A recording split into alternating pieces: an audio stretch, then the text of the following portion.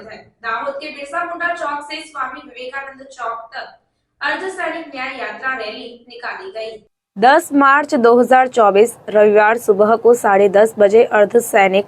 परिवार के कल्याण, लाभ और समस्या समाधान के लिए लगभग 2.5 साल से राज्य सरकार में मुख्यमंत्री, गृह मंत्री, सचिवालय के अन्य अधिकारी, कई विधायक, संसद में विपक्ष के नेता और अन्य से कई बार बात हुई।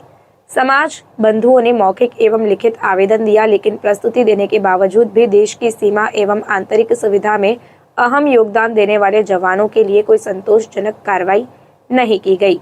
अंततः अभियान के तहत अर्धसैनिक संगठन ने एक रैली आयोजित करने का निर्णय लिया। देश भर में अर्धसैनिक न्याय के रूप में रैली निकाली गई और जनता एवं नागरिकों में जागरूकता लाते हुए बिरसा मुंडा चौक से स्वामी विवेकानंद चौक तक रैली निकाली गई, जिसमें बड़ी संख्या में सेवानिवृत्त सेना के जवान और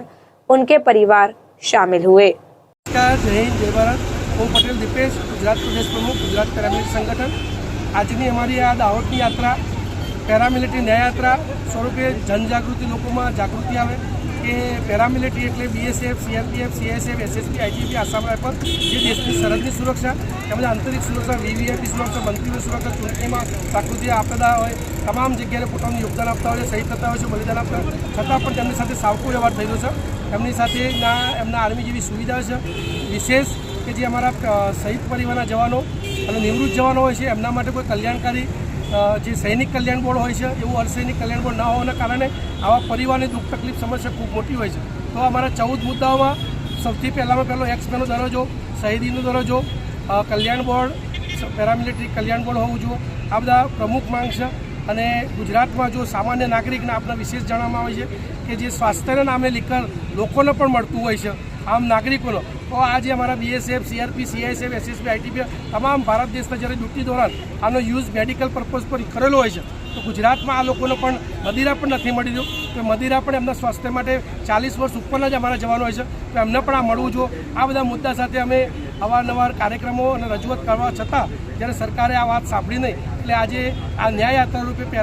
પહેલી જ યાત્રા અમે વિજયનગર કરી છે, બીજી યાત્રા દાહોદમાં, અને આવી યાત્રા સમગ્ર ગુજરાતમાં થઈને આખા ભારતમાં કરશું જ્યાં સુધી આ પેરામિલિટરી ન્યાય, સન્માન, સુવિધા, હક નહીં મળે, જે સેનાને સન્માન મળે છે એ અમારા પેરામિલિટરી જવાનો નહીં મળે, ત્યાં સુધી આ જવાનો જે પેરામિલિટરી જવાનો છે પોતાના આખરી શ્વાસ સુધી, આખરી દમ તક લડશે,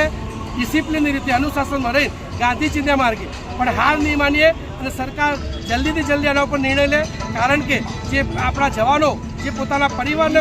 છોડીને વિખૂટા રહીને જ્યારે દેશ માટે પોતાનું કુરબાની આપતા હોય તો એમને રોડ ઉપર આવે એ આજની સરકાર માટે અને ખાસ કરીને માનનીય યશસ્વી પ્રધાનમંત્રી માટે કલંકરૂપ કહેવાય। કદાચ પ્રધાનમંત્રી સુધી વાત પણ નહીં પહોંચી હોય એ તો અમારા દિવાળી, હોળી આવતા હોય છે, એટલે હું વિનંતી કરીશ કે ગુજરાત સરકાર અને જે ધારાસભ્યો, સાંસદો ચૂંટાયેલા છે એ માનનીય યશસ્વી પ્રધાનમંત્રી અને ગૃહમંત્રી જે ગુજરાતના છે એમના સુધી વાત પહોંચાડે અને આનું નિવારણ કરવામાં, કારણ કે આ મોટામાં મોટું કલંક કહેવાય। જો પ્રધાનમંત્રી શ્રી 370 કલમ, રામ મંદિર, ટ્રિપલ તલાક સોલ્વ કરતા હોય તો આ પ્રશ્ન ખૂબ જ નાનો છે, એટલે અમને વિશ્વાસ છે પ્રધાનમંત્રી ઉપર કે ચોક્કસ આ નિર્ણય